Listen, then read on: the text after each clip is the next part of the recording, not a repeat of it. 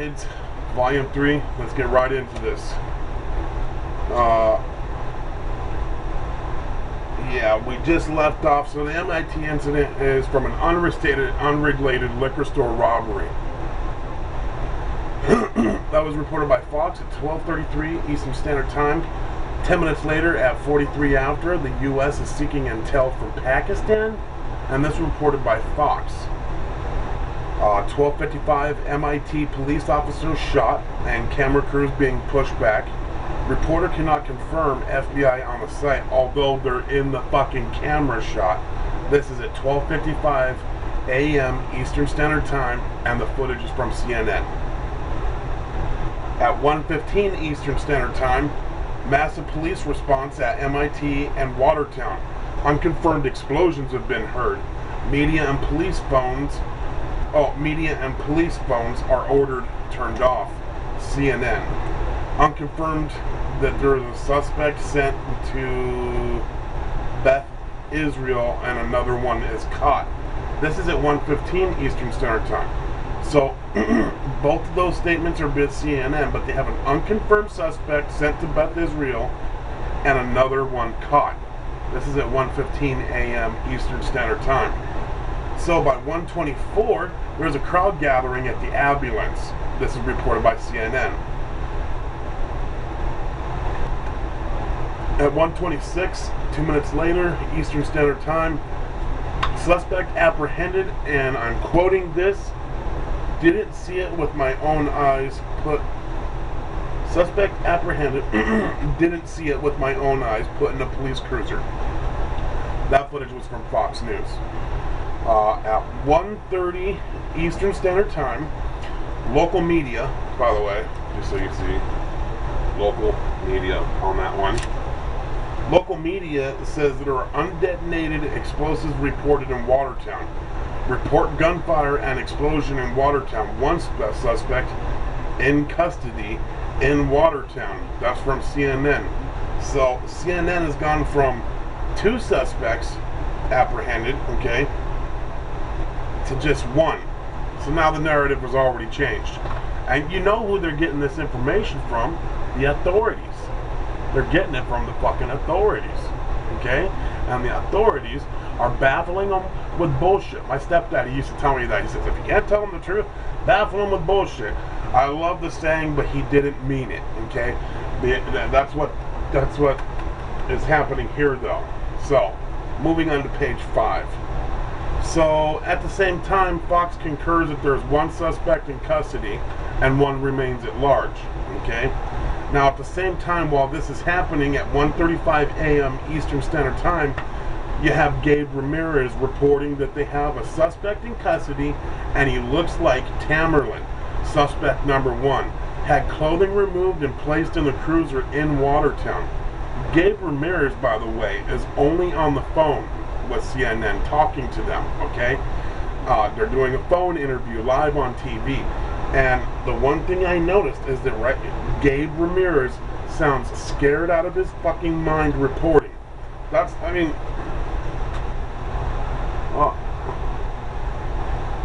you see that right there? Gabe Ramirez seems scared out of his fucking mind, man, while he's reporting. That's one thing I mean, I've made those kind of phone calls trying to get away from protests and such. I need you to get me out of here, man. Fucking things are getting crazy, man. They're trying to fucking, you know, box us in and blah, blah, blah. And I need to get out of here. And I know what scared people sound like. I've been scared before. I'm sure you have too. Okay, ladies and gentlemen. So at 1:42 Eastern Standard Time, journalists are reporting that officers seem calmer, that there's no more weapons drawn. And this is being said on Fox, CNN, as well as MSNBC. And then 4 minutes later at 1:46 Eastern Standard Time, people are being ordered to turn off or surrender their cell phones. And this was reported on Fox. Now, I made a little side note here. Made a little side note of the kind of vehicles and people that I'm seeing there.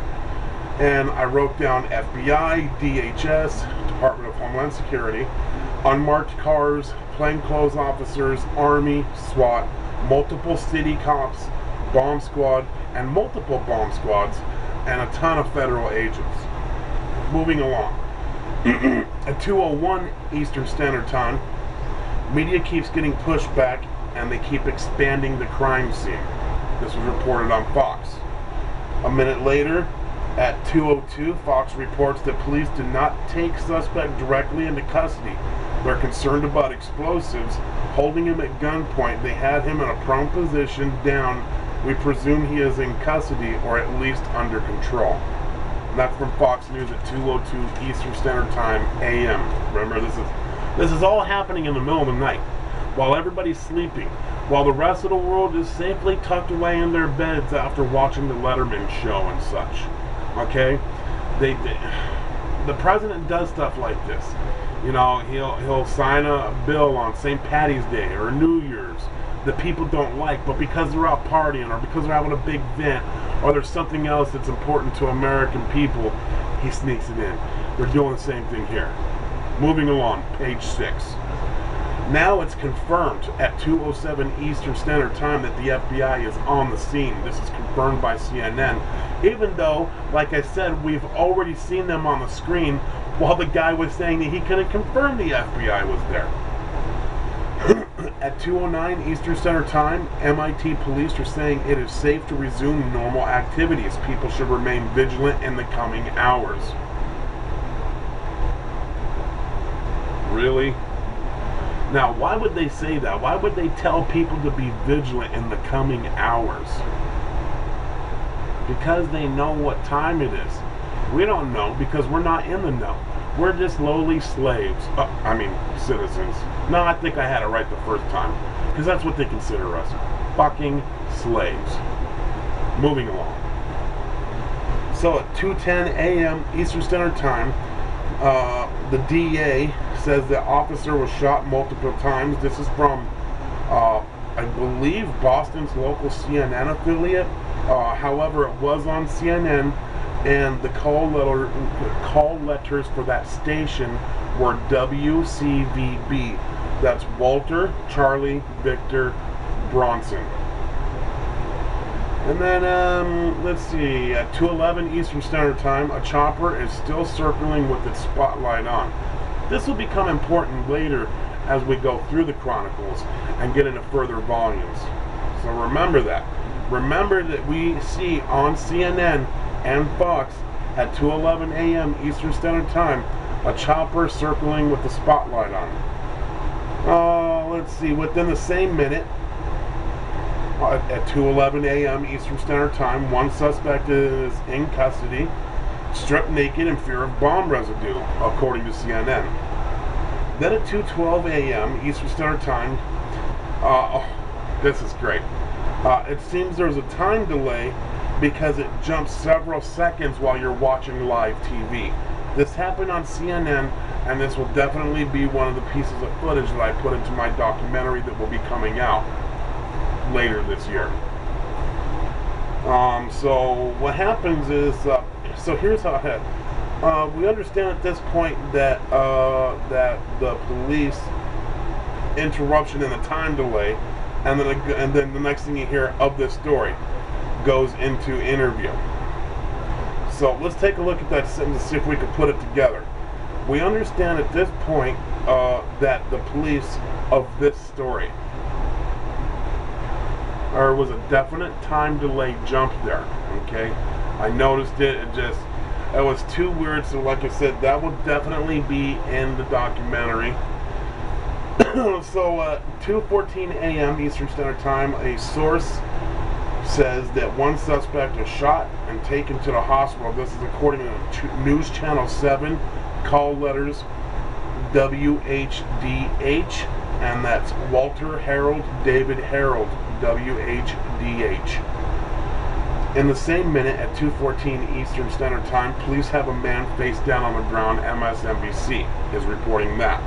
That's the guy that was laying out flat, had his head, on the ground and his arms spread out, laying on the ground face down, and they had all the cops like,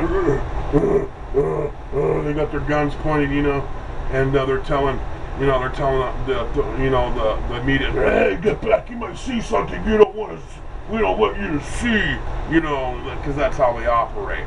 So, moving right along to page 7. At 2:20 a.m. Eastern Standard Time, hundreds of police and state police have responded. Now, this is 2:20, and I mean the first massive police response starts an hour before that, at 1:15.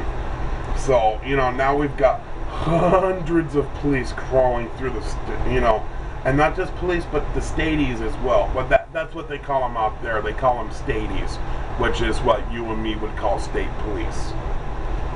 That was reported by CNN. At 2:20 Eastern Standard Time, police now have one person in custody in Watertown on CNN screen, and this is on the CNN screen, but it's being reported by CBS 4 News. Its call sign is WBZ.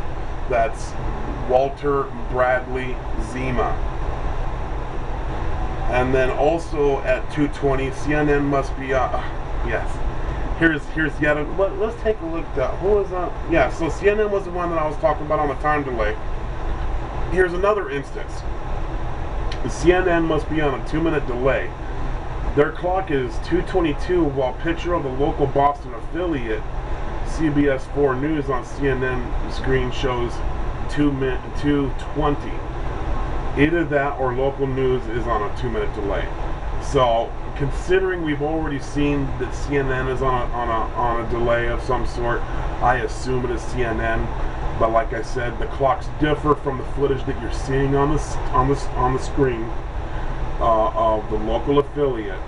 And then, because you'd have like right here, would be the box, where right here, where they're showing the footage over here, and then down in the corner of that, right around here, would be, the local affiliate time, and then back over here would be CNN's clock, down here, and they're different. They're off by 2 minutes, so that will also be in the documentary as well.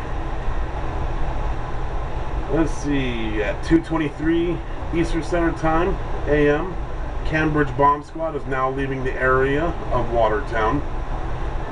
2:25, lots of talk about scanner traffic and mentioning of IEDs, homemade explosives, grenades, and such. And this is being reported by everybody, but I have it definitely here in my notes from Fox and CNN. At 2:26 a.m. Eastern Standard Time, the Associated Press states authorities were calling for the suspect person to get down, then loud thud, and someone shouted fire in the hole. One officer told a reporter, if you want to live, turn off your cell phone. That was reported by Fox News. And like I said, I have footage of all this stuff, and it will all be in my documentary along with other things like the local affiliate who has got footage of the police shootout with the suspects, and in the background